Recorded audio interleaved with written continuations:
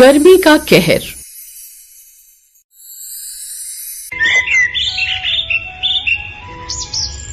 अपनी छोटी सी झोपड़ी में मालती अपने 2 बच्चों के साथ बैठी हुई थी और गर्मी की वजह से उसके बच्चे परेशान हो रहे थे कि तभी उसकी बेटी रिया ने कहा, माँ बहुत ज्यादा गर्मी लग रही है, ये पंखा तो बिल्कुल भी नहीं चल रहा। ये गर्मी का मौसम कब जाएगा? बेटा अभी तो गर्मी शुरू हुई है, कम से कम 3-4 महीने तक गर्मी का मौसम रहने वाला है। कोई बात नहीं, तुम दोनों फिक्र मत करो, मैं अभी तुम्हारे लिए मटके का ठंडा ठंडा पानी लेकर आती हूँ। अब मालती जाकर मटका खोलकर देखती है तो गर्मी की वजह से मिट्टी के मटके का सारा पानी भी सूख गया था और मालती ने कहा, इस मिट्टी के मटके का पानी भी अभी खत्म होना था। कोई बात नहीं बच्चों, तुम अपना ध्यान रखो, मैं अभी तुम्हारे लिए जाकर गांव के कुएं से पानी भरकर लाती हूँ। मालती ये बोलकर मिट्टी का मटका उठाए, पैरों में चप्पल पहने धूप में कुएं से पानी भरने के लिए चली जाती है, लेकिन रास्ते में चलते हुए उसकी चप्पल टूट जाती है। भगवान, क्या सारी परीक्षा हम गरीबों की ही लेनी है? अमीर लोग अपने घर में कूलर पंखे में आराम से बैठते हैं, ठंडा पानी पीते हैं और सुखपूर्वक जीवन जीते हैं, और हम लोग यहाँ पर सुकून के ठंडे पानी के लिए भी तरस रहे हैं और तू हमारी परीक्षा ले रहा है। मालती ये बोलकर उदास हो जाती है और उसके बाद टूटी हुई चप्पल के साथ ही लंगड़ाते हुए कुएं तक जाती है और पानी भरकर घर ले आती है। वहीं दूसरी तरफ संध्या का घर था। संध्या घर के जमींदार की बहू थी। वो अपने घर में एसी चलाकर बैठी हुई होती है और खुद से कहती है, सच में कितनी ज्यादा गर्मी हो रही है बाहर। अच्छा है हम किस्मत वाले हैं और अमीर हैं, हमें तो इस गर्मी के कहर को बर्दाश्त करने की जरूरत ही नहीं होती। संध्या यही सब सोचकर खुश हो रही होती है कि तभी कमरे के अंदर उसकी सास कुसुमलता का आना होता है और वो कहती है, संध्या बहू, मैं सोच रही थी कि गर्मी बहुत ज्यादा हो रही है। जब तक ये गर्मी अपना कहर बरसा रही है, हम लोग खाना बनाने के लिए भी एक नौकरानी रख लेते हैं, क्योंकि ना इतनी गर्मी में तुझे खाना बनाने का मन करेगा और ना ही तेरी बूढ़ी सास को। माँ जी, आपने तो मेरे दिल की बात ही बोल दी। ये तो बहुत ही खुशी की बात है, और आपको पता है हमारे गांव के अंदर जो मालती है वो बहुत अच्छा खाना बनाती है, हम उसी को रख लेते हैं। पर सुना है संध्या बहू, उसके 2 बच्चे हैं, वो अपने 2 बच्चों को छोड़कर खाना बनाने थोड़ी आएगी। माँ जी, 2 बच्चे ही तो हैं, घर के किसी कोने में पड़े रहेंगे और शाम को मालती के साथ ही वापस चले जाएंगे। मैंने सुना है पूरे गांव में सबसे ज्यादा साफ सफाई से वही खाना बनाती है और ईमानदार भी है, तो चोरी चकारी का भी डर नहीं होगा।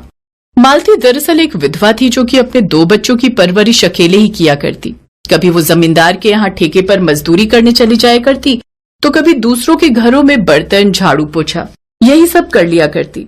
जब उसे कुसुमलता अपने घर खाना बनाने का प्रस्ताव देती है तो वो खुश हो जाती है। मालती की खुशी दुगनी हो जाती है जब उसे ये पता चलता है कि वो अपने दोनों बच्चों को भी लेकर जा सकती है।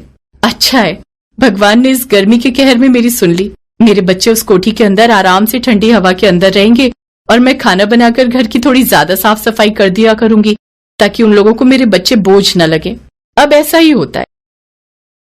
मालती कोठी के अंदर जाती है और कुसुमलता उसे सारा काम समझाते हुए कहती है, सुन मालती, घर के अंदर चोरी चकारी बिल्कुल नहीं होनी चाहिए, और अगर घर से एक रोटी का टुकड़ा भी लेकर जाना है तो पूछ कर लेकर जाना है, समझी?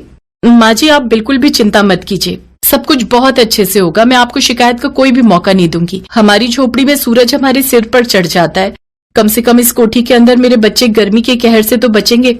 मेरे लिए इससे बड़ी कोई बात नहीं हो सकती। ठीक है, लेकिन तेरे बच्चों ने अगर हमें जरा भी परेशान किया तो मुझसे बुरा कोई ना होगा। हाँ, अब ऐसा ही होता है। मालती जहाँ रसोई घर के अंदर कर तपती रहती, वहीं उसके बच्चे रसोई के अंदर ही एक टेबल पंखा लगा हुआ था, उसके पास बैठकर उस पंखे की हवा खाकर खुश हो जाया करते। कुछ दिनों तक तो बड़े आराम से उनका गुजारा होता है, लेकिन एक रात जब वो अपने बच्चों के साथ घर आती है तो रिया कहती है, माँ देखा आपने, पंखा तो चल ही नहीं रहा, मैंने कितनी बार बटन दबाकर कोशिश कर ली। अरे ये क्या, भगवान को भी हमारी ही सारी परीक्षा अभी लेनी है, बस 10 दिन का समय और दे देता तो मेरी तनख्वाह आ जाती। बेटा ये पंखा तो खराब हो गया है। माँ, हम इस गर्मी में कैसे सोएंगे? मालती तभी एक हाथ पंखा निकालती है और अपने दोनों बच्चों को हवा करने लगती है। उसके दोनों बच्चे बड़े आराम से सो जाते हैं, लेकिन अगली सुबह मालती को काम पर जाने में देरी हो जाती है। संध्या उसे देखते ही भड़कते हुए कहती है, क्यों री, अभी से महारानी की तरह पेश आने लग गई है क्या? इतनी देर लगती है काम पर आने में, समय नहीं देखा क्या तूने? माफ कर दीजिए मालकिन, मैं अभी खाना बना देती हूँ, आज के बाद मैं कभी देर से नहीं आऊंगी। मालती रसोई में खाना बनाने लगती है, लेकिन जैसे ही उसने दाल चढ़ाई हुई थी तभी अचानक रात भर ना सो पाने की वजह से उसे नींद की झपकी आ जाती है। तभी संध्या जली हुई दाल की बात सुनकर रसोई में आती है और मालती पर गुस्सा करते हुए कहती है, तुझे यहाँ पर आकर चूल्हे के पास सोने के लिए रखा है क्या? क्या इस चीज के लिए तुझे तनख्वाह देते हैं? सारा दिन तेरे बच्चे हमारे घर की कोठी में कूलर और पंखे के नीचे आराम करते हैं और तू हमें 2 वक्त की रोटी समय से नहीं दे सकती। बहुत बड़ी गलती कर दी कि तुझे रखकर हमने। संध्या ये बोलकर मालती को काम पर से निकालने लगती है। तभी मालती को अपने दोनों बच्चों पर दया आ जाती है। मालकिन, भगवान के लिए मुझ पर तरस खाइए, मुझे काम से मत निकालिए। अगर आप मुझे काम से निकाल देंगी तो मैं कहाँ जाऊंगी? मेरे दोनों बच्चे परेशान हो जाएंगे।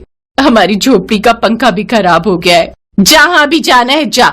मैं ही अपनी सास से सिफारिश करके तुझ जैसी गरीब को इस घर में काम पर रखा था और मैं ही अपनी सास को बोली थी कि तेरे बच्चों को घर के कूलर पंखे में रहने दे, लेकिन लगता है कि मैंने ही तुझे सिर पर चढ़ा लिया है। तुम जैसे गरीब गर्मी का कहर झेलने के लायक ही होते हो। कोई तनख्वाह नहीं मिलेगी तुझे, निकल जाए यहाँ से। संध्या ये बात बोलकर मालती को बिना पैसे दिए घर से बाहर निकाल देती है। मालती भी अपने दोनों बच्चों को लेकर रोते हुए घर आ जाती है। वहीं संध्या जब ये बात कुसुमलता को बताती है तो कुसुमलता संध्या पर गुस्सा करते हुए कहती है, शर्म आनी चाहिए तुझे बहू। एक गरीब को काम से निकाला तो समझ में आता है, लेकिन उसके पैसे भी नहीं दिए। हम अमीर हैं इसका मतलब ये नहीं कि हम गरीबों को लूट कर खाएंगे। चल उसके घर चलते और उसके पैसे देकर आते हैं। कुसुमलता अब संध्या को लेकर मालती की झोपड़ी में जाती है। बाहर बहुत तेज धूप थी। वो जैसे ही मालती की झोपड़ी में घुसती हैं तो देखकर बड़ी परेशान हो जाती है। मालती की झोपड़ी में इतनी ज्यादा गर्मी लग रही थी जैसे किसी ज्वालामुखी के अंदर घुस आए हों। रिया और मुन्ना भी बहुत ज्यादा परेशान हो रहे थे। ये सब कुछ देखकर संध्या और कुसुमलता की आंखों में आंसू भर आते हैं और संध्या कहती है, मुझे माफ कर दो मालती। मुझे ऐसा लगता था कि तुम सिर्फ गरीबी का दिखावा करती हो। मुझे नहीं पता था कि तुम्हारी हालत इतनी ज्यादा खराब है। बेटी, ज्यादा परेशान होने की जरूरत नहीं है। कल से ही काम पर आ जाना। आज के बाद हम तुझे कभी भी परेशान नहीं करेंगे। तू इतनी हिम्मत वाली है कि अकेले ही अपने दोनों बच्चों को पाल रही है और हम औरत होने के नाते एक औरत का साथ ना दें, ये तो गलत होगा। कुसुमलता की बात सुनकर मालती खुश हो जाती है और उसके शरीर में एक नई जान आ जाती है। वहीं दूसरी तरफ संध्या और कुसुमलता बिजली वाले को बोलकर मालती के घर में अपनी तरफ से एक पंखा लगवा देते हैं, जिसकी हवा सच में बहुत अच्छी आया करती थी। वहीं मालती भी गर्मी के कहर से बचने के लिए जब उसे तनख्वाह मिलती है तो अपनी झोपड़ी की मरम्मत करवा देती है, जिस वजह से उसके दोनों बच्चों को भी बहुत सुकून मिलता है।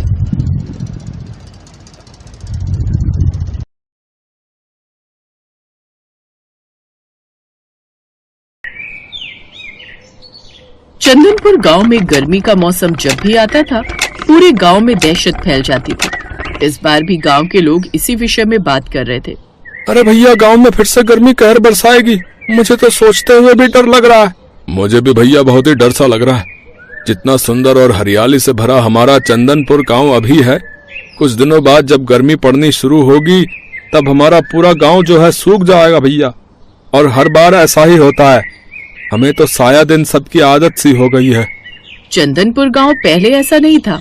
यहाँ पर हर मौसम में हरियाली ही रहती थी, पर पिछले 20 सालों से जब भी गर्मी पड़ती है चंदनपुर गांव में अकाल पड़ जाता है। गांव के खेत खलिहान गर्मी से झुलस जाते हैं। सारे नदी तालाब कुएं सूख जाते हैं। लोग पानी की एक एक बूंद को तरस जाते हैं।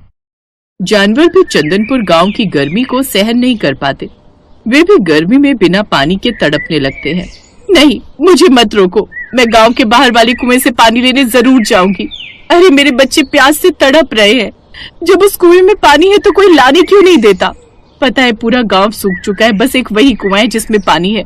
हम सभी को मिलकर उस कुएं में से पानी लाना चाहिए, वरना हम प्यास से तड़प तड़प कर मर जाएंगे। अरे नहीं नहीं सरला बहन, हम उस कुएं में से पानी नहीं ला सकते। अगर हम उस कुएं से पानी लेने गए तो वापस नहीं लौटेंगे, बता रहा हूँ। तो क्या करूँ? अपने बच्चों को प्यास से तड़पने दूं? माँ, पानी, बहुत प्यास लगी है। माँ, गला सूख रहा है। मैं अब नहीं रुक सकती। मैं उस कुएं से पानी जरूर लाऊंगी। सरला जैसे ही पानी लेने के लिए गांव के बाहर वाले कुएं की तरफ दौड़ती है, तभी सूरज आ जाता है। सूरज उसी गांव का एक होनहार लड़का था।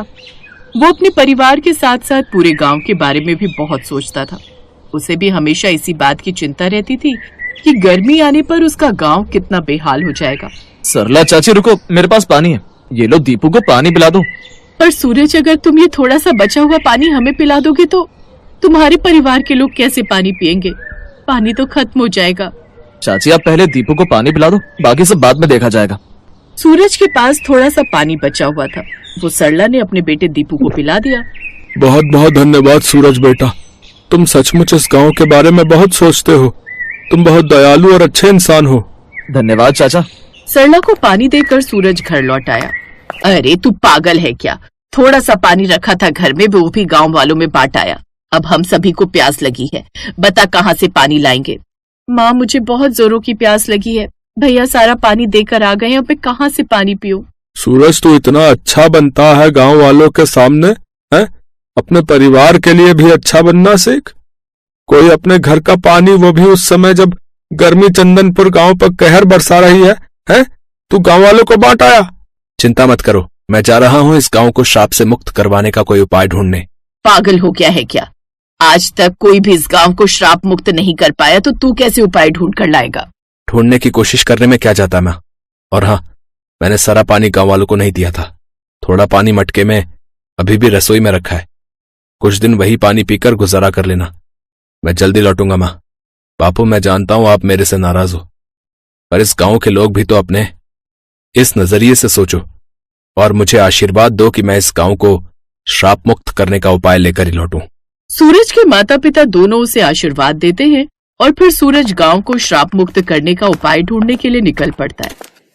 चलते चलते सूरज एक गांव में पहुंचता है। सूरज देखता है कि गांव में बहुत भीड़ लगी हुई है, लोग शोर मचा रहे हैं। सूरज इसका कारण पूछता है। भैया ये कैसा शोर है? अरे नए आए हो क्या गांव में? अरे एक राक्षसी को जिंदा जला रहे हैं ताकि इस गांव को उस राक्षसी के साए से बचाया जा सके। राक्षसी? सूरज आगे बढ़कर भीड़ के पास जाता है। जमींदार साहब हम पर दया कीजिए, चंपा हमारी इकलौती औलाद है, इसे छोड़ दीजिए, हम इसे लेकर कहीं और चले जाएंगे। नहीं, हम इसे जिंदा छोड़कर अपने लिए मुसीबत खड़ी नहीं कर सकते। तुम्हारी बेटी 2 सिर वाली एक राक्षसी है, इसका जिंदा रहना हम सभी गांव वालों के लिए खतरा है। जला दो इसे जिंदा। जमींदार साहब रुकिए, आप ऐसे मेरी पत्नी को नहीं जला सकते। तेरी पत्नी? क्यों रे, तूने कब इससे शादी की? अरे माँ बाबूजी पहचाना? अरे नहीं नहीं, आप कैसे पहचानोगे? हम दोनों की तो रिश्ते की बात बचपन में पक्की हुई थी, बस 7 फेरे लेने ही तो बाकी है। मैं सूरज, पहचाना? आपके बचपन के मित्र रामलाल का बेटा। सूरज चंपा के पिता को इशारा करता है। अरे हाँ, ये तो हमारा दामाद है। अरे सूरज। वही तो। अब मेरी पत्नी को जल्दी से छोड़ दीजिए, मैं अपनी पत्नी को ब्याह कर ले जा रहा हूँ। सूरज ने चंपा को गांव वालों की कैद से मुक्त कर दिया और सबके सामने चंपा को अपनी पत्नी बना लिया। सूरज मैं 2 सिर वाली हूँ, मैं जानती हूँ तुमने मेरी जान बचाने के लिए झूठा नाटक किया था, पर अभी भी समय है, तुम चले जाओ।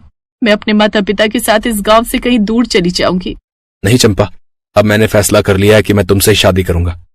अगर मैंने तुम्हें ऐसे छोड़ दिया तो गांव वाले तुम सबको नहीं छोड़ेंगे। तुम्हें मेरे साथ सबके सामने इस गांव से विदा होना होगा। जा बेटी, सूरज बहुत अच्छा लड़का है, हमारे तो भाग्य ही खुल गए, सूरज जैसा दामाद मिला। सूरज चंपा को विदा करके अपने साथ लेकर चल पड़ता है। सूरज गांव लौट आता है। चंपा को देखकर सारे गांव वाले शोर मचा देते हैं। अरे जानकी, तुम्हारा बेटा तो श्राप से मुक्त करने का उपाय ढूंढने गया था, पर ये तो एक राक्षसनी को उठा लाया। बताओ। इसे देखकर सब डर रहे। अरे 2 सिर वाली इस राक्षसी को गांव से हटाना होगा। बस कुछ दिन की बात और है, मैं यहाँ से चला जाऊंगा अपने माता पिता और अपनी पत्नी चंपा को लेकर। आप सबको घबराने की कोई जरूरत नहीं है। चलो चंपा। गांव में पानी नहीं था, गर्मी से सब परेशान थे। चंपा सूरज से बोली, सुनिए, घर में पानी नहीं है, मैं कुएं से भर लाऊं? चंपा, यहाँ पानी अभी नहीं मिलेगा, हमें दूसरे गांव से ही लाना होगा। इस गांव में गर्मी का कहर होता है, जिस कारण हर गर्मी में हम ऐसे ही परेशान होते हैं। पर क्यों? ऐसा क्या कारण है इस गांव में गर्मी में इतनी परेशानी होती है? बहू, हमारे गांव को श्राप मिला हुआ है। आज से 20 साल पहले की बात है। इस गांव के पास एक छोटा सा बाग था, जिसकी रखवाली एक साधु बाबा करते थे।